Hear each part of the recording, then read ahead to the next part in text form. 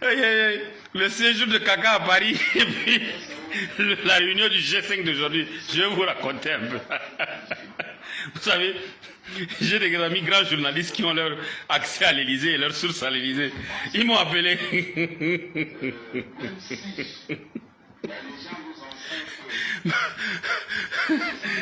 C'était houleux la discussion entre Kaka et Macron lorsqu'il a reçu. C'est-à-dire que Macron a dit qu'il pensait que quand il était à N'Djamena, quand Kaka parlait français, c'était dû à l'émotion. Mais là, il me dit que le gars, mon ami journaliste français, me dit, il a dit à l'audience, c'est encore grave que ce que je pensais.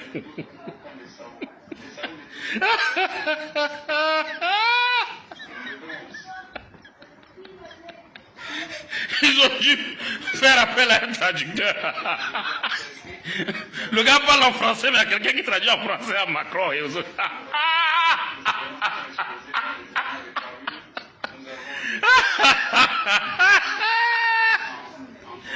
Le journaliste, là, c'est un grand journaliste. Il va en parler bientôt dans un journal qui s'appelle La Lettre du Continent. Vous allez rigoler.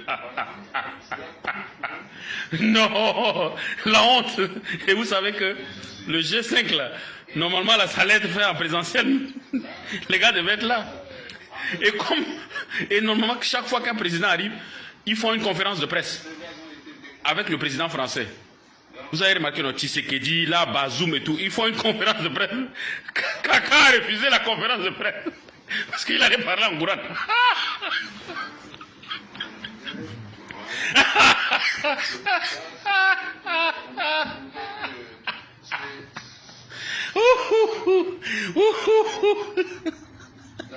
C'est pourquoi finalement, ils ont pris Bazoum. C'est Bazoum qui a fait la conférence de presse. Djara. Il ne pouvait pas.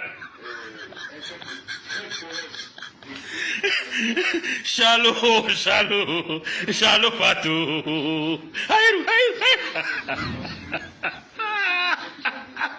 Kaka.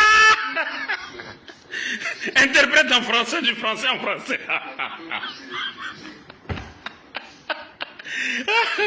Bon, je vais vous laisser, je suis très loin,